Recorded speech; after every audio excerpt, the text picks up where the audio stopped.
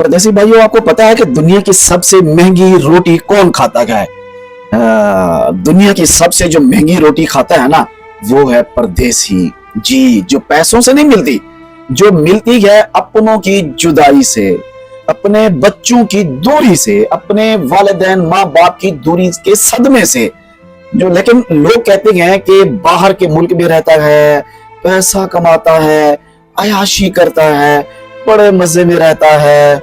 इस मजे में रहने वाले से भी कभी कोई पूछे कि वो कितने मजे में रहता है, वो अपनी रोटी के हर निवाले के साथ अपने माँ के हाथों की पकी हुई रोटी को किस तरह मिस करता है, अपनी बीवी की जुदाई को कैसे याद करता है, अपने बच्चों की मोहब्बत को कैसे मिस करता है। और परदेसी की जो सबसे बड़ी कुर्बानी है ना, वो पता है क्या है? उसके घर में सजने वाला दस्तरखान, जो सजता तो उसके खून पसीने की कमाई से है, परदेसी के खून पसीने की कमाई से, लेकिन उस दस्तरखान के ऊपर परदेसी खुद ही मौजूद नहीं होता।